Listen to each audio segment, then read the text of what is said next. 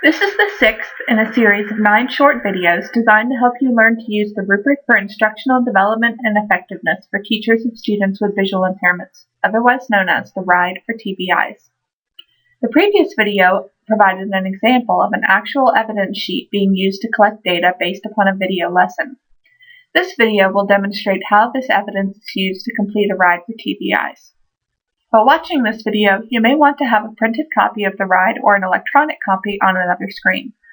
Or you can pause the video and switch windows on your computer to take a look at the various pieces of the RIDE as we discuss them. So we're going to take a closer look at the RIDE for TVIs, and we're going to go through the sections and talk a little bit about how Kim's lesson scored on the rubric. Kim's lesson is the one that was in the video in the last lesson. I used my evidence sheet, as everyone remembers watching me fill out evidence sheet in the last video. So I've got that evidence sheet on the screen now, and we can see that I went ahead and filled in the competency column, which is the far right column, so that I can match up the various competency areas and sections on the RIDE with some of the evidence on my evidence sheet. So, for example, for the very first thing I wrote down chronologically, during the observation, TVI stops the computer program by touching the keyboard. TVI explains scores from previous lessons using chart, defines term accuracy. Do you know what accuracy means? You're accurate in your typing. Lately, you've been way up on your accuracy. There are probably many more areas of the RIDE that could be listed here in this competency column, but for the sake of an example, I've given 3 different questions that it lines up with. So in the first section, question number 1, was the TVI well planned and organized? And the explanation and the process of explaining the lesson that was part of that very initial part of the video, I felt aligned to having an organized lesson. Question number 6, in the second section of the RIDE, did the TVI provide constructive feedback that was clear and checked for student understanding during the lesson? So she is providing clear and age-appropriate feedback, giving the student examples and making sure that the student understands words such as accuracy. And question 23 on the RIDE, which is in section number 7 of the RIDE, did the TVI use developmentally appropriate explanations and emphasize key points to elicit critical thinking? And I felt like she was going beyond just the basic purpose of the lesson to engage the student in thinking about other vocabulary such as accuracy and how she can apply that and self-evaluate and learn more about the purpose and the reason for the lesson for typing. So there are several more, and again, I could go through and list the competencies for all of the different pieces of evidence that I took on my evidence sheet. So I'll show you how I did that on the first page. If you wanted to use the observation notes page, you would use it at this point after completing the evidence sheet. Then you can basically regroup your evidence in the order of the sections of the RIDE and the competencies and questions on the RIDE. So on the observations notes page, you put all of the things that went in area 1, utilizing instructional time together. Then you would put all of the items that went with communicating student understanding, which is area 2 on the RIDE. You would group those together. Again, as we said earlier, that's probably something that you may want to do the first couple times you complete the RIDE, but once you're more familiar with the RIDE, the evidence notes page or whatever form of notes that you use to take your evidence is probably going to be sufficient for you to go on and complete the RIDE, which is what we're going to do next. And I've actually already completed the RIDE, and I just want to discuss each of the questions and how I came up with the ratings that I did for those questions. So here's the RIDE, and I completed it in the electronic form, so the Complete in Excel tab. If I'd wanted to do it by hand, I would have used the Print tab. But the date and the header information all filled in. So, as we mentioned before, question number 1 is, what is the lesson well planned and organized? I felt that this lesson had a clear beginning, middle, and end, and was based on research the student. So in conducting this observation, I had had a conversation with a student. She had submitted a lesson plan, so I was able to know that she had done some research with her colleagues and was using data from a previous lesson to build on it. And so the lesson plan itself was actually based on data from a previous lesson. So I highlighted that in the strengths of the lesson. And I rated a 4.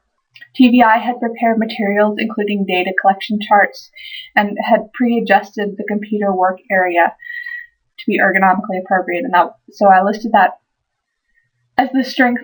Under question number 2 was the TVI prepared to teach the planned lesson. There was a considerable amount of prepared materials in that for that particular lesson, and I didn't list them all here, but wanted her to know that I knew that she had put a considerable amount of work into making customized materials, some charts, and data collection, and that she had made sure that her work area, which was being used by students of all sorts of different ages and things like that, was adjusted to be ergonomically appropriate for the student. So again, a 4. And I'm not rating a 5, just because I see also room for improvement, but a very strong lesson.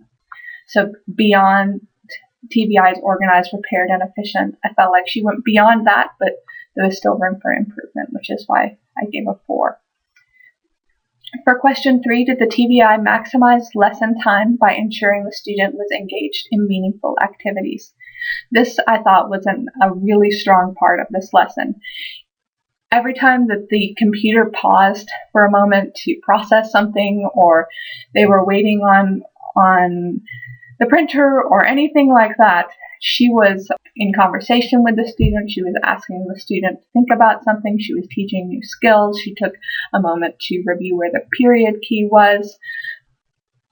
So I gave her some comments about a great job keeping the student focused, and clearly there are times in the video where the student did not want to participate, but she was able to keep the student engaged. So that I felt it was deserving of a 5 because it was such an engaging lesson throughout. Question number 4 refers to the end of the lesson and being reviewed, evaluated, and terminated appropriately. That's probably an area where she had some room to grow there, and it was because the lesson was kind of rushed at the end. And she spent a lot of time letting the student use Talking Typer independently, and ended up not having so much time to do the practice with the keyboard cover, and then to go through and the student wasn't as able to participate in the data collection and the charting and things like that at the end. So still a good lesson, but and it was still organized and prepared and still very efficient, but not a 4 or a 5. This was an area for a 3, and I gave her feedback about that and how, given the circumstances, there may not have been too much she could have done about it, but just some suggestions on reallocating the time in the lesson if she had it to do over again. So then in area 2, communicating for student understanding, where I'm looking for intuitive, engaging, and intentional when communicating with students. So question 5, did the TVI explain the lesson in a clear, concise manner? I thought she did a good job of this, also because the student asked why several times, so she explained the purpose of the lesson. She had the charts to help the student understand what the goal of the lesson was. Several times she said what the goal of the lesson was. Our goal is to do better than last time, was one of the things she said. So, and the student had multiple opportunities to evaluate her own efforts, which demonstrated that the student understood the purpose of the lesson as well. So that got a 4. Question 6, did the TVI provide constructive feedback that was clear and check for student understanding during the lesson? She did several times check for understanding. She asked her, do you know what that means? Asked her to, when the student asked what something was, for example, what is that?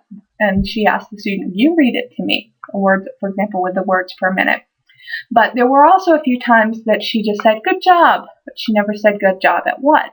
Or she would say nice job. But we encourage our teachers to be very conscientious about providing specific feedback. So I gave her a suggestion there Again, because the times when she did give specific feedback were so strong, I felt like a 3 was a good score there. Number 7, did the TVI create opportunities for the student to assess his or her own understanding or demonstrate the skill? That was a huge piece of this lesson. The student was basically being helped to figure out whether this keyboard cover was going to be effective or was going to be a good learning tool. The teacher was modeling how we make a decision. We don't just say no, but we try things out. And she had a consistent lesson structure for doing this. So this is the second lesson that I'd observed with her. She began every lesson by talking about what the goals are going to be. She uses graphs and other visuals that are appropriate for the student to make clear what they're going to focus on, what their objective is, and then to help the student understand whether she's meeting that objective or not. So that was a strength of this lesson. Okay. Moving on to the third section, and now that I've demonstrated several examples, I'm going to try and go a little bit quicker. Number 8, we're talking about using appropriate modifications, especially those related to the IEP. I didn't have a complete access to the student's IEP goals, but I did know that the materials and the hardware on the computer and the software were appropriate for a student with low vision, and she was evaluating the effectiveness of something which was directly related to an IEP goal of using the keyboard as an alternative to handwriting in her second grade classroom. So I felt like this was strongly connected to the IEP, even though I didn't have tons of information about the student's particular needs and IEP goals. For question 9, we're talking more about needs associated with other individualized needs and unique needs. And because this student was having, I would say, a rough day. It was a Monday. She had been sick over the weekend. She was tired. She wasn't too keen on having her hands covered up by a keyboard box. But I felt like the TVI was really in tune with the student.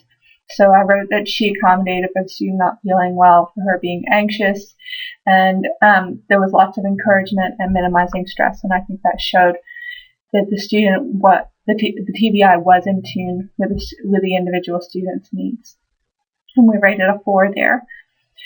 Allowing adequate time or providing modification for the student's needs. That was rated a 3. Again, there was plenty of time allowed, but it could have been better if the end of the lesson hadn't been as rushed. So I suggested spending a little less time on the first round of talking type or leaving more time at the end. But I understand why the teacher structured the lesson the way she did. And I felt like that all the modifications for her physical and intellectual needs were met there. Number 11, fostering independence and self-worth in the student. There was a lot of great feedback and clearly encouraging the student to do something that the student didn't want to do and didn't feel like she was capable of doing, was typing with her hands covered up. The TVI worked the student through that and did a great job and talked about the reasons for being independent. There were several times when the TVI could have taken over the keyboard and done things more quickly herself, but she let the student do it. But at the very beginning of the lesson, the TVI just walked up to the computer and pressed some keys without really talking to the student about it. And to me, that wasn't as great as it could have been. So that I felt like 3 was a good middle of the road score there because there was still room for improvement in some of the ways that the TVI took over the technology without at least acknowledging the student and saying, hey, do you mind if I just press this key now, or even helping the student to do it themselves. Number 12, talking about how the lesson was meaningful or applicable to the student's life. Again, she did this. She talked about why it's valuable to be a fast typist, kind of. She talked about fast typists that she knew, but she could have gone further, especially since the goal, her IEP goal, is to be using the keyboard in the classroom to type with her peers. And so she may not have wanted to discuss that directly at this point, but she could have given the student a few more examples, or and I suggested, down the road she may want to actually introduce her to people who are fast typists so that the student can have a chance to see that those people don't look at their fingers while they're typing. That would be an engaging way to help the student understand why she doesn't need to look at her fingers while she's typing and how she could be faster if she didn't look at her fingers, as well as an ECC area of career awareness, things like that, by meeting other people who type.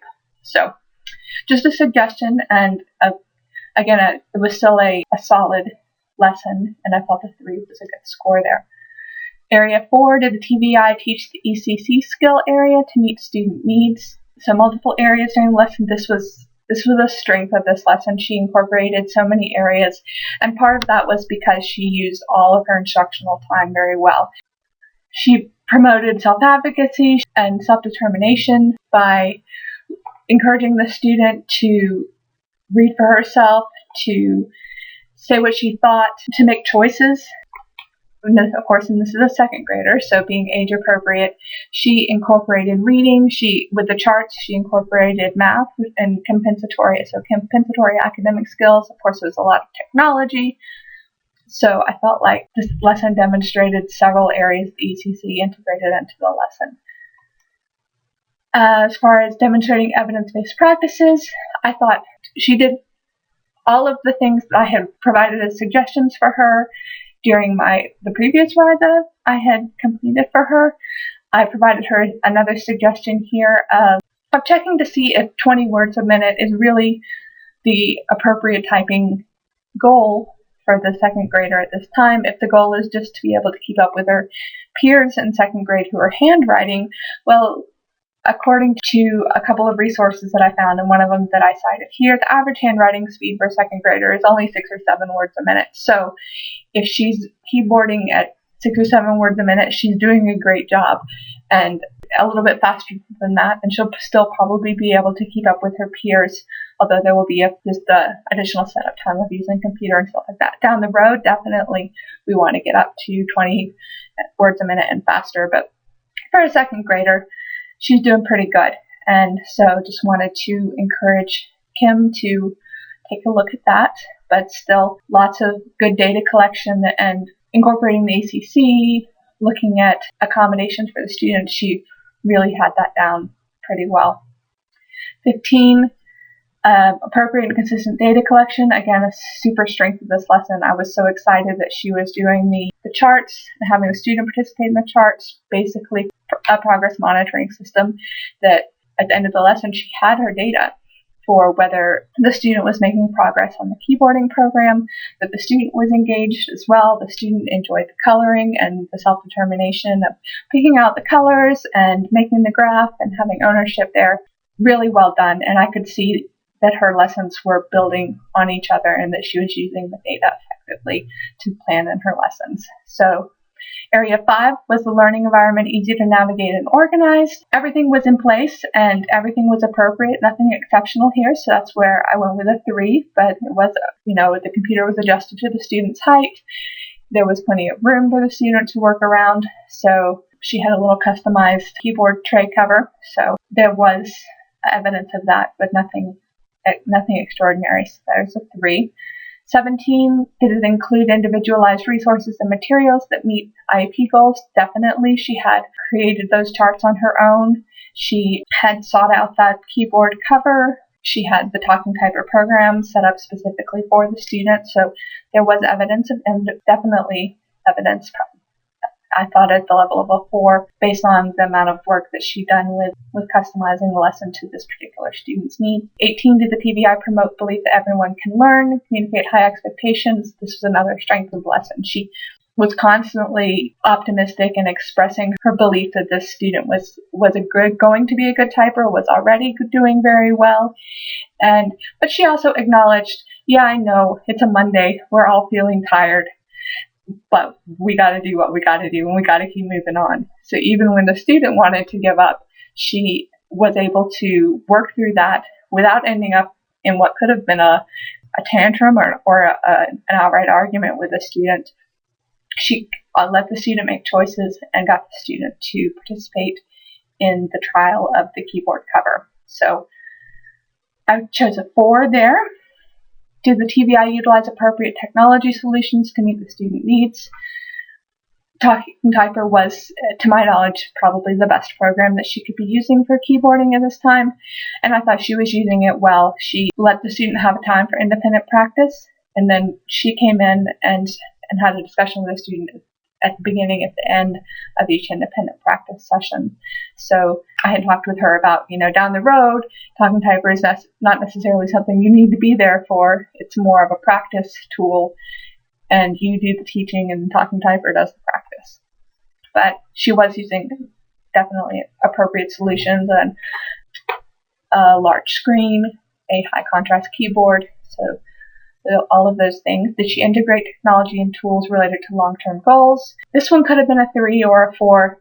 She was teaching keyboarding, which is an important long-term goal for the student, and help her complete those written assignments independently. But there are more tools that she'll need to learn, and probably pretty quickly, introducing some screen magnifying software and things like that, and helping her use those software for more real-world purposes, like writing in Microsoft Word or a word processing software. So 21, did the TVIs instruction promote independent use of technology and tools? I thought at several occasions she went beyond having the student just independently use the software, but she also let the student take some screenshots and talked about some other keyboard keys. What do all these different buttons mean on this keyboard? And talked about setting the software to lower font sizes and what are the purposes of that.